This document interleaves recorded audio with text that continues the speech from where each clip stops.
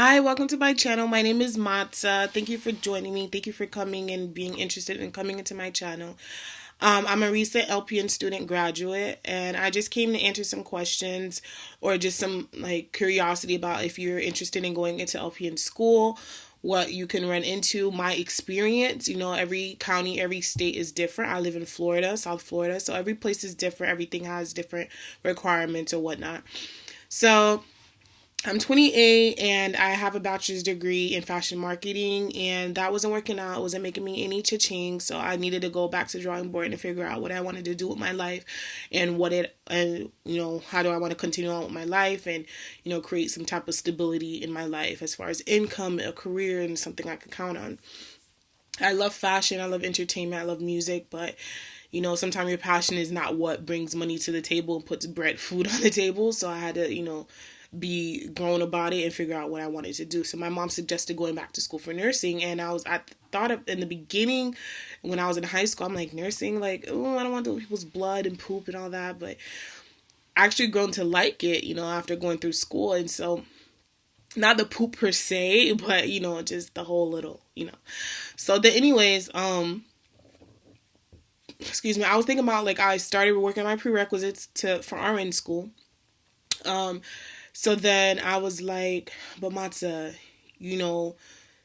how are you going to pay for school? Money is always a thought when you go back to school, money and time, And so I was like, okay, well, my mom suggested doing an LPN program. It's only 1 year.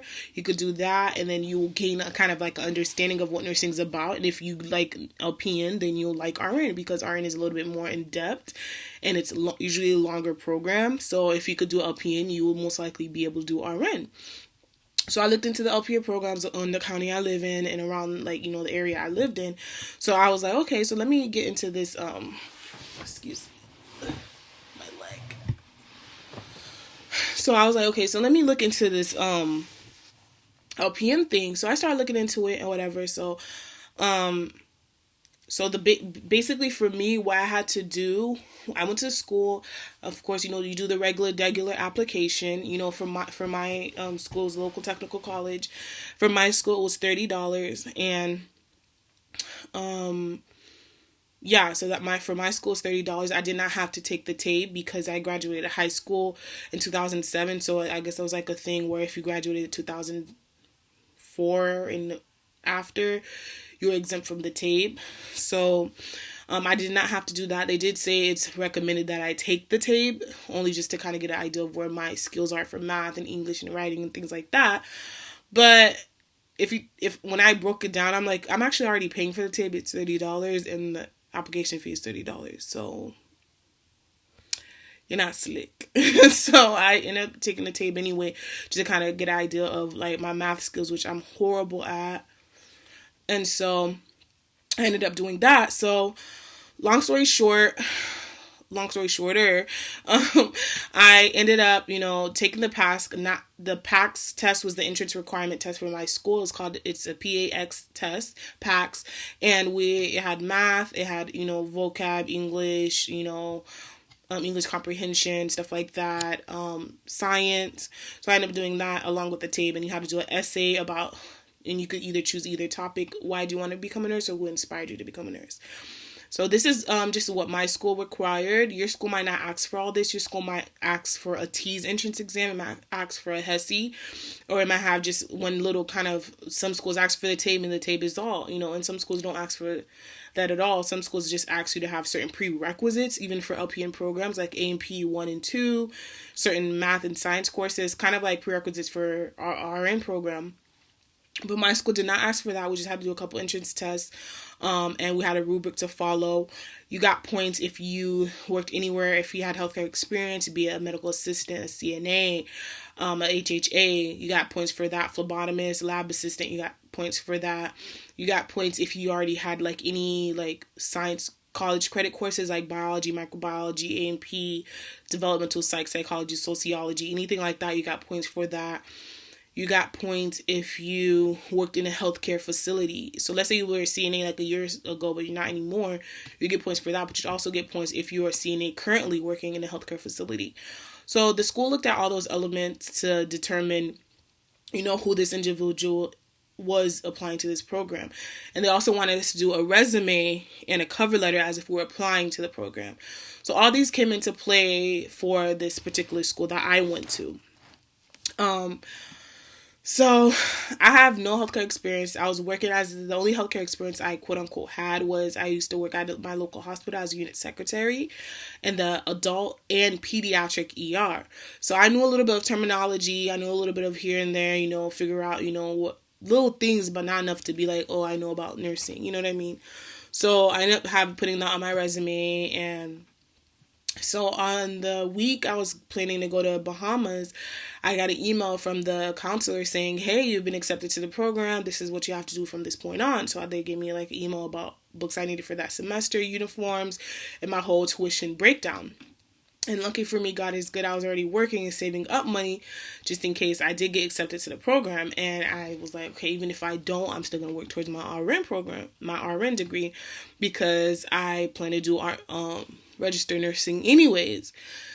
So God for me, I got accepted to the program because God know a biz broke and I need to like the way I wanted to pay for just for my living and would pay for my RN program was via the LPN route. So, and I also thought of it personally for myself at the age I am. I'm 28, if I didn't say that already.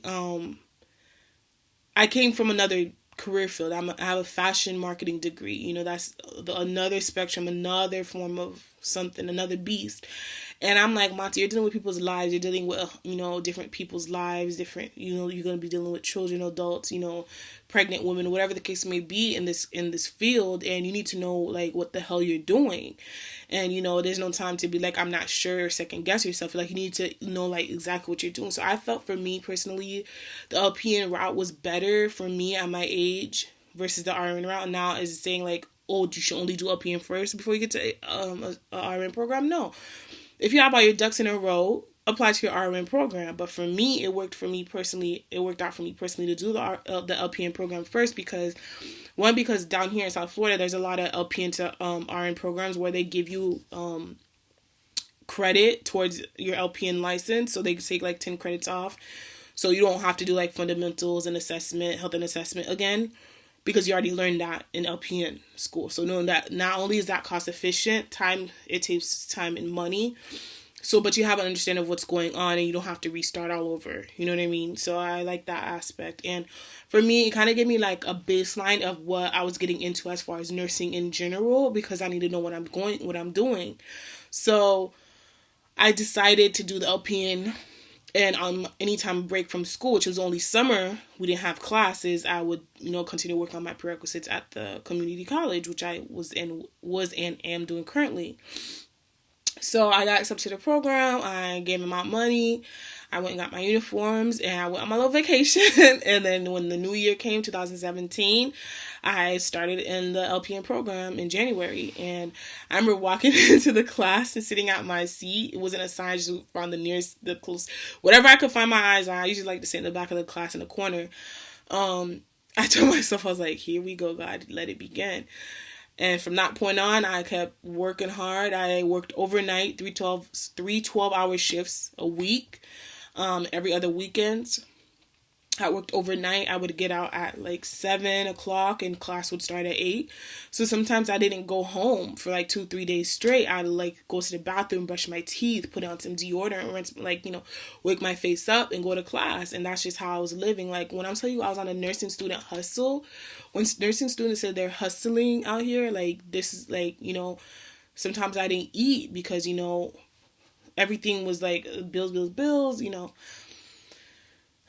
But that's all part of the journey, and that's what makes it so like real and so like, damn, I made it through nursing school. Because it's not only like all the material was hard and I had to study and I had to learn, but it's just also like the things that go into your journey of becoming a graduate nurse, if that makes sense. So go through first semester. I got so stressed out, honey, that I ended up in the hospital because I had high levels of stress and I got sick. I got an infection. But that didn't stop me. I kept on moving, I kept on moving. And sometimes I felt like the Walking Dead because I could not afford to not work because it was my job that was helping me pay for the program. And I had my only other personal bills I had to pay for too.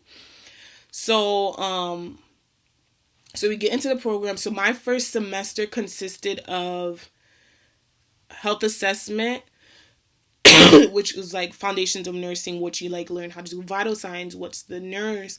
What is a LPN nurse? Like, what is a practical nurse? What are the statutes of being a practical nurse? What is our scope, and how do we delegate to CNAs, and how to do vital signs, and like just the basic core of nursing and like medical, the legality part of healthcare, like the insurances, the different kinds of insurances, the kind of cultural, like the patients you will run into, like the culture and the kind of different specialties, and what nurses could do, what nurses can't do, what LPNs could do, and things like that.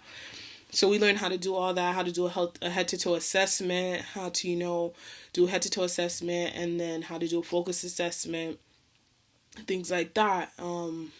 So then that was basically in the first semester. Also consisted of what I call like a crash course anatomy and physiology with no lab. So basically we had 2 weeks, 80 hours to learn about A&P. All 11 or how many systems? I think 14 or 11 systems, and to like the skin, the lymphatic, the endocrine, all of that we had to learn. And all those systems I passed the test except for one, endocrine. Endocrine I did not pass. And in our school, you have to get an 80 percentile on every test, and overall 80 percentile on the unit to be able to move forward in the program. So I definitely did what I could. I didn't always get 80%, but I made sure like overall the unit had to be 80 percentile or above in order for you to continue. And praise God, I was able to keep that 80 percentile and continue on to the end of the program. So that was the beginning. That was what the first semester consisted of. Learning how to document, what is the proper way to document, the proper colors, the proper how to, read like a transcript, like if a doctor wrote out a prescription, different things like that. Things about law, like the I guess the political side of health, And then second semester consisted of pharmacology. In that summer, so I started school in January. In May, when May came, then we had summer, and then we came back in August. So I was so worried about pharmacology because I suck at math. Like, I just like pharmacology is math. Math? No. So the teacher for that semester did come into our first semester, give us a summer school kind of packet to take home and go over. So that was very helpful. And kind of, I went on YouTube, learn different, ways to learn how to do dosage calculation practices, learn like different, meds, little simple things like that. She's like, I want you to focus, have fun in your summer, but don't be too sleep that you're not remembering that in the back of your head that you have school to come back to in August. So we came back in August, we did pharmacology, and we started on med-surg. So med-surg consisted of, any issues that were cardiac issues, any respiratory issues, neuro issues, musculoskeletal issues, and the skin issues, into like, I don't know how to say it. Sometimes I get tongue-tied. But we learned how to do, we went into all those different issues, But the main things that we studied were cardiac issues, cardiac issues, respiratory issues, musculoskeletal issues, vascular issues, respiratory, I think I already said that, were the main things that we're focused on, because that's basically the core of health. Like, you have some oncology, things like that. But the basis of med-surg was cardiac, respiratory, vascular, and neuro. And then we learned like the different drug classes. That's where we learn your drug class and what certain drugs, like you could have a dosage of aspirin. If you have an 81 milligram dose of aspirin, that's usually your anticoagulant. If you have the 625 milligram thing of aspirin, that's usually for headache, or fever. So just learning different things like that helped. And so it was not as bad as I thought it was going to be. We did do dosage calculation test after every chapter, or after every unit test. We do a dosage calc because she didn't want us to be asleep on that. And we learn, our different syringes, our TB syringes, the proper degree to give an injection via IM or sub-Q. On children, where's the proper way to give injection at a certain age, and different things like that. How to, fill our syringe with medication, insulin, which is a really big thing, diabetes. So we learned about that in second semester. I'm trying to think, we did, that's when we started clinicals in the first semester, but we really started. Oh, by the way, in first semester for our school, we had to do CNA clinicals, but they're changing the curriculum, so they took out CNA, but I had to do CNA. In the second semester, that's when we started getting more into learning how to chart and learning how to, in like our local hospital, learning their power chart system, learning how to chart, learning where to look for the history of the patient, why did the patient come to the ER, or whatever the case may be, why were they admitted, their history, why are they on the meds that they are, why, like, critical lab values and what to look for, and why their lab value may be this low or this high, and what to do about it if it gets to a critical point. Then third semester, honey, girl.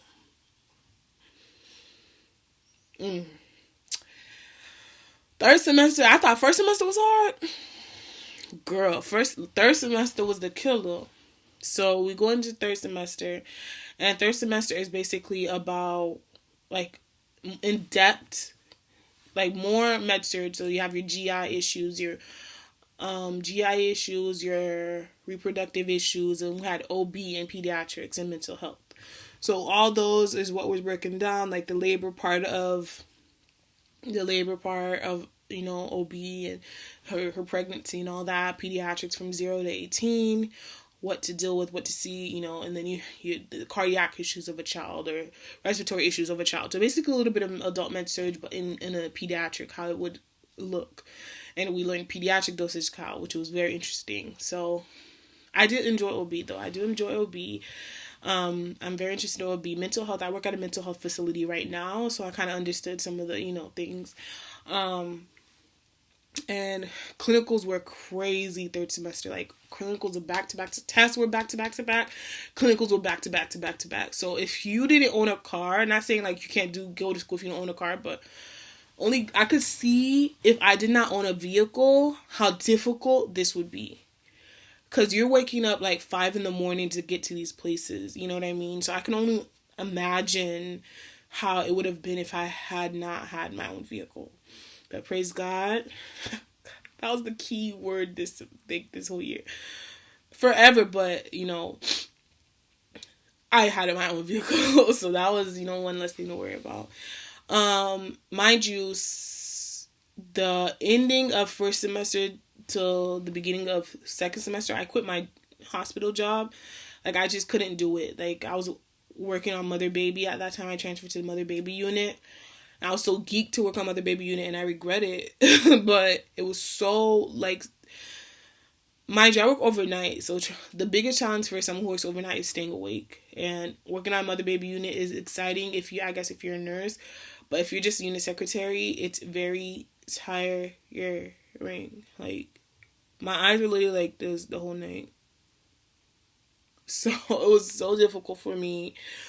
And I had to quit.